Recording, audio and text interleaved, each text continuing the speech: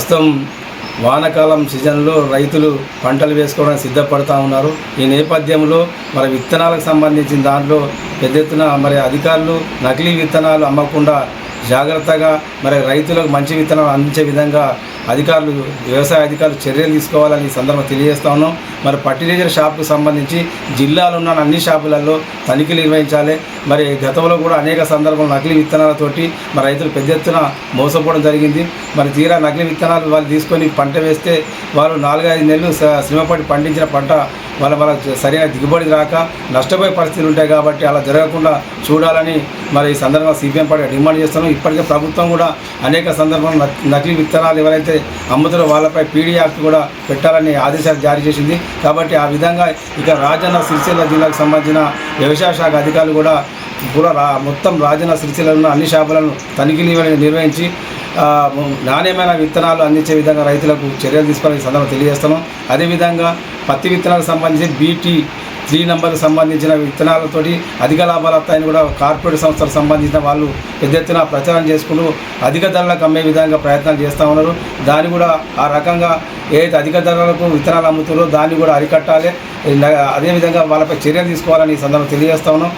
ఈ రకంగా రైతులకు మేలు చేసే విధంగా ఇక్కడ వ్యవసాయ అధికారులు చర్యలు చూడాలని ఈ సందర్భంగా తెలియజేస్తా ఉన్నాం. వానాకాలము పంటల సీజన్ మొదలైంది. రైతులు విత్తనాల కొరకు ఫర్టిలైజర్ షాపుల్లో లైన్ కట్టడం జరుగుతుంది.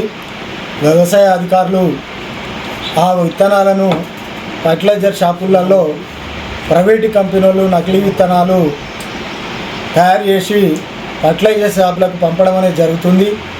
అవి చెక్ చేయకుండా ఫర్టిలైజర్ షాపు జిల్లాలో ఉన్న ఫర్టిలైజర్ షాపులన్నీ వ్యవసాయ అధికారులు తిరిగి చెక్ చేసి నాణ్యమైన విత్తనాలు రైతులకు అందే విధంగా చర్యలు తీసుకోవాలి. ఆ ఫర్టిలైజర్ షాపులలో నాణ్యమైన విత్తనాలు లేకుండా నకిలీ విత్తనాలు అమ్మడం వలన రైతులు పంటలు వేసిన తర్వాత దిగుబడి రాక నష్టపోవడం అనేది జరుగుతుంది. కాబట్టి వ్యవసాయ అధికారులు వెంటనే ఫర్టిలైజర్ షాపులన్నీ ఎంక్వైరీ చేసి షాపుల మీద చర్యలు తీసుకోవాలని మేము సిపిఎం పార్టీగా డిమాండ్ చేయడం జరుగుతుంది. అట్లాగే వర్షాలు పడి పంటలు చేతికొచ్చే సమయంలో నష్టపోవడం అనేది జరుగుతుంది. అప్పుడు ఈ పంటలకు చేసిన ఇన్సూరెన్స్ డబ్బులు కూడా రాని పరిస్థితి ఉంది రైతులకు.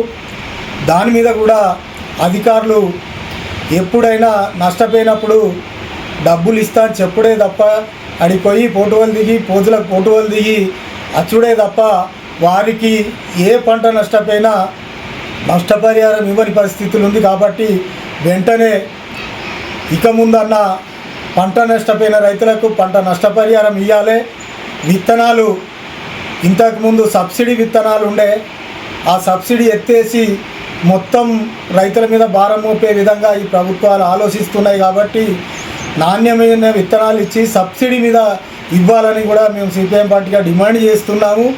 లేని పక్షంలో రైతులందరినీ ఏకం చేసి ప్రభుత్వం మీద ఒత్తిడి తీసుకురావడం అనేది జరుగుతుంది. కాబట్టి అట్లాగే పత్తి విత్తనాలు ప్రైవేటు కంపెనీలు BT విత్తనాలు BT1, BT2, BT3 అని కంపెనీలు ప్రొడక్ట్ చేసి చేయడం అనేది జరుగుతుంది. BT విత్తనాల పేరు చెప్పి ఎక్కువ ధరలకు అమ్మి రైతులను మోసం చేయడం అనేది జరుగుతుంది. కాబట్టి ఆ రేట్లు ప్రభుత్వమే నిర్ణయించి రేట్లు తగ్గించి రైతులకు అందించాలని కూడా మేము ప్రభుత్వానికి డిమాండ్ చేయడం జరుగుతుంది. రైతులను మోసపోకుండా ఇటు ప్రభుత్వము అటు వ్యవసాయ అధికారులు చర్యలు తీసుకోవాలి. లేని పక్షంలో జిల్లాలో ఉన్న రైతులందరినీ ఐక్యం చేసి ప్రభుత్వం మీద ఒత్తిడి తేవడం అనేది జరుగుతుంది. కాబట్టి ఇప్పుడు సీజన్ స్టార్ట్ అయింది, విత్తనాలు కొనే స్టార్ట్ అయింది. కాబట్టి వ్యవసాయ అధికారులు వెంటనే ఫర్టిలైజర్ షాపుల్లో తనిఖీ చేయాలని మేము డిమాండ్ చేయడం జరుగుతుంది.